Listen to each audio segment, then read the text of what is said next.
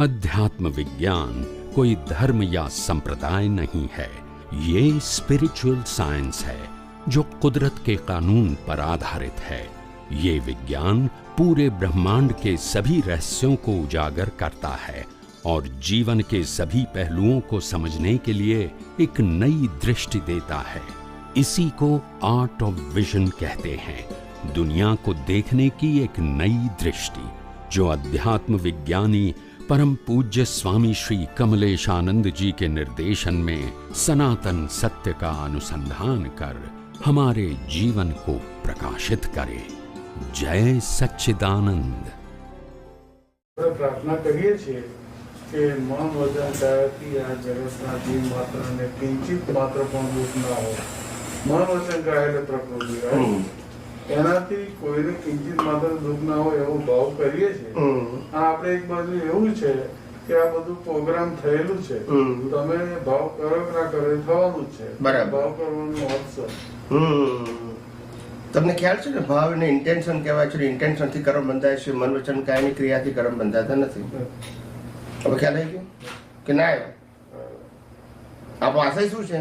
મારે મન વચન કાયથી કોઈ દુઃખ આપવું નથી, મારો ઇન્ટેન્શન છે। અપાઈ જાય એ કુદરતી રચના છે, પણ આપણો આશય શું છે? કુદરત તમારો આશય જુએ છે, ક્રિયા જોતું। તો આપણો આશય શું છે? દુઃખ આપવું નથી, અને ઉદય શું છે? દુઃખ આપવાના। તો શું કરીએ? એટલે કુદરત આશય જુએ છે કે એક્શન જોશે? કારણ કે કુદરત બી જાણે છે કે મન વચન કાયા તો એના કંટ્રોલમાં છે જ નહીં, તો હું કરાવું પ્રોગ્રામ પ્રમાણે કર સંજોગો આપું છું, કરે છે, એની પાસે ક્યાં સત્તા છે? તો આપણે કઈ જવાબદાર હોઈએ? આપણે જવાબદાર ક્યારે થઈએ? એમાં ઊંડા ઉતરીએ તો, ઇન્વોલ્વ થઈએ તો, એટેચ થઈએ તો, નહીં તો જવાબદારી છે જ નહીં। ભાઈ ભાવ કરીએ નેક્સ્ટ બર્થ માટે, એ તો નેક્સ્ટ બર્થ, એ તો નેક્સ્ટ બર્થ માટે જ હોય ને, કોઈ પણ ભાવ, એ તો આપણે પ્રિન્સિપલ તો કઈ દઈએ, આજે પ્રાર્થના કરીએ છીએ નેક્સ્ટ બર્થ માટે। આ અવતારમાં તો કઈ રીતે આવે છે?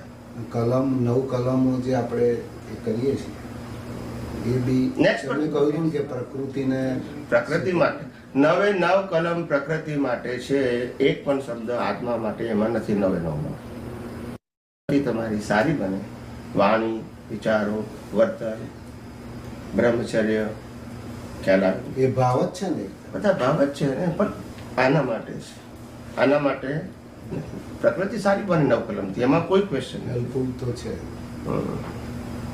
પણ પ્રકૃતિ સારી બનતાની સાથે અજ્ઞાન ના જાય તો એ પ્રકૃતિની વેલ્યુ ઝીરો। કેમ ઝીરો? હું પૂછતા નથી। તમે આ કહો તમારે 9 કલમ ભાવી, નેક્સ્ટ બર્થમાં 9 કલમનું રિઝલ્ટ આવ્યું, પછી ઝીરો કેમ મેળવ્યું? એની અજ્ઞાન તો રહ્યું ને, તો કાઢવાનું શું છે? અજ્ઞાન। તમારી પ્રકૃતિ સુધરી પણ અજ્ઞાન તો રહ્યું ને, અજ્ઞાન છે ત્યાં કર્મ નહીં બંધાય। તો આ પ્રકૃતિ તમે 9 કલમ બોલ્યા એટલે આવતા અવતારમાં સારી, પછી નેક્સ્ટ બર્થમાં અનાદર આવશે કે નેક્સ્ટ ભાવ કરશો એનાદર આવશે? બોલતા નથી। નેક્સ્ટ બર્થમાં એના પછીની બર્થની પ્રકૃતિ કયા આધાર આવશે? આ અવતાર 9 કલમ કરી એનાદર આવશે? બોલતા નથી। શું કહું મને ખબર નહીં પડે। હું શું કહું છું, આ અવતારમાં 9 કલમની ભાવના કરી, અવતાર નંબર 1, પછી અવતાર નંબર 2 માં તમારી પ્રકૃતિ 9 કલમ રૂપ થઈ ગઈ 2 માં, બરાબર છે? અજ્ઞાન એનું એ રહ્યું। હવે અવતાર નંબર 3 માં કઈ પ્રકૃતિ આવશે? વચ્ચે તમે એવું સાવ પરથી કહો છો કે અજ્ઞાન રહ્યું, અજ્ઞાન રે બી ખરું, નાય રે બી। અજ્ઞાન જ્યાં સુધી પ્રકૃતિનો પક્ષ છે ત્યાં સુધી રિલેટિવ એના પક્ષમાં ના રહીએ તો તમે 9 કલમ કરવી છે, પ્રકૃતિ બે વસ્તુ પછી બે પ્રકૃતિનો પક્ષ એટલે શું કહેવાય? રિલેટિવ સત્ય કે મને કહી દો। તો પછી અજ્ઞાન ના રહે એટલા માટે ભાવ કરવાનું જ નહીં, એવું થયું માટે કીધું કે સ્વભાવ મારો, સ્વભાવથી મોક્ષ છે કે વિભાવથી મોક્ષ છે? સ્વભાવથી। તો પછી સાહેબ હું ભાવા ભાવથી પર એવો શુદ્ધાત્મા છું, નથી બોલતા? કેમ આમ કરો?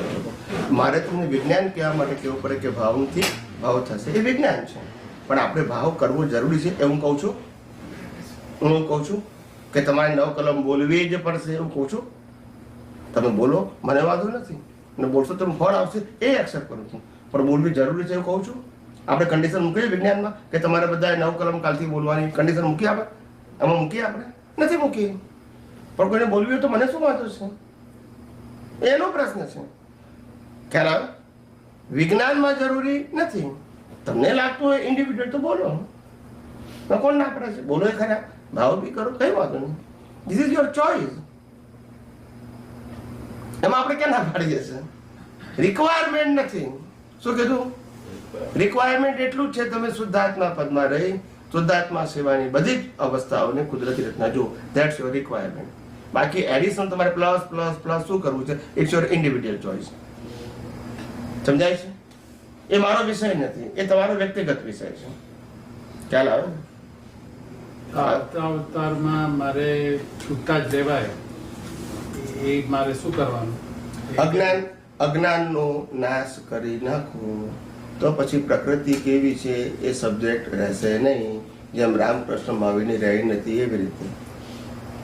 કારણ કે અજ્ઞાન હતું. પ્રકૃતિ તમારા કરતા ભયંકર ખરાબ હતી, બહુ મોટા મારે. ખ્યાલ આવે? પણ શું નતું? અજ્ઞાન. ના, પણ જેવી રીતના નવકલ્પમાંથી સારી પ્રકૃતિ બંધાય એવી રીતના છૂટા રહેવા માટે તમારે શું પ્રયોગ? છૂટા રહેવાથી વિતરાગતા ઉત્પન્ન થાય. એ વિતરાગતા બીજા અવતારમાં કામ લાગે. ના, એની માટે શું કરવું જોઈએ? એટલે લાયક ને બે જ વસ્તુ, બે જ વસ્તુ. ક્યાં તો શુદ્ધાત્મા પદમાં રહીને કુદરતી રીતના જોઈ શકતા હોય, એ બેસ્ટ માર્ગ છે. સેકન્ડરી માર્ગ, હે અંતર્યામી પરમાત્મા, મને કોઈ પણ સંજોગોમાં જે પણ ક્રેડિટ અને ડેબિટ મળે ઇન્ટેન્શનલી ઓર બાય મિસ્ટેક, તો એનું ફળ મોક્ષ માર્ગ માટે લાયક અને સહાયક સંજોગો પ્રાપ્ત થાવ. સંસારને લાયક અને સહાયક જોઈતા નથી. આ બે ઓપ્શન. પેલો ફર્સ્ટ સ્ટેપ છે, આ સેકન્ડ સ્ટેપ છે. સબસ્ટિટ્યુટ છે. પેલામાં ના રહેવાય તો સમજાય છે? બીજું કોઈ બેટર વે મોક્ષ માટે નથી, અથવા તો અજ્ઞાન કાઢવા માટે નથી. બાકી બધા જ સ્ટેપ જે છે એ પ્રકૃતિના પક્ષના હોવાથી અજ્ઞાન જ મજબૂત કરે છે. ભલે શુભ હોય, શું હોય પણ મજબૂત શું કરશે? અજ્ઞાન. સમજાય છે?